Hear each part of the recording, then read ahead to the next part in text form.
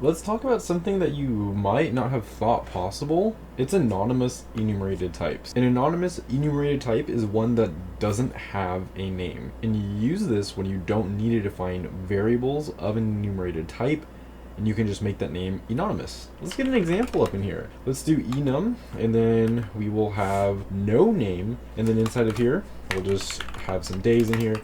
So Monday, Tuesday, Wednesday, Thursday, Friday, Saturday, Sunday. Thanks Replit for helping me out. So this is an anonymous data type. It's different from a regular enum data type because with a regular one, we would have like enum, and then let's just say we have color like this, and then inside of here, red, green, and blue. Notice how the difference, this has a day, this does not. So big difference there. Now, how would we use this? Well, let's make an int main to test. Let's do a console out, and then inside of here, let's print Monday. And you can see Monday is 0. Now, if we did Wednesday, it's going to print out 2, and that's just based on these constant indexes, which are for our enum.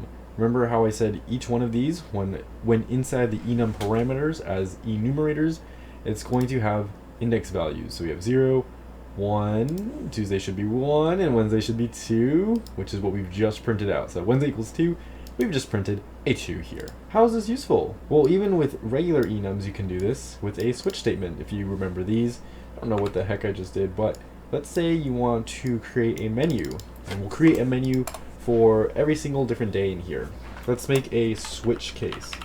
Inside of here, we are going to pass in a day, and let's make the integer value day. Remember, enums and ints work together very, very well. So we'll say int day is equal to, and we can set this to equal to any enumerator. We'll first set it equal to Monday, which is basically 0. Remember, Monday is at 0. Monday is equal to 0. So inside of the switch statement, all we need is our cases now. So case Monday, and then we can code inside of here. We can just say cout, and then say it is Monday, and then we can end this line. Make sure you have your break with your case, and then from here we can just move on to another case Tuesday, and we can say it is Tuesday, and then we're going to end this line, and we'll just break from here, and then you can go on and on and on with more cases down here, and also the default statement if you choose to have that.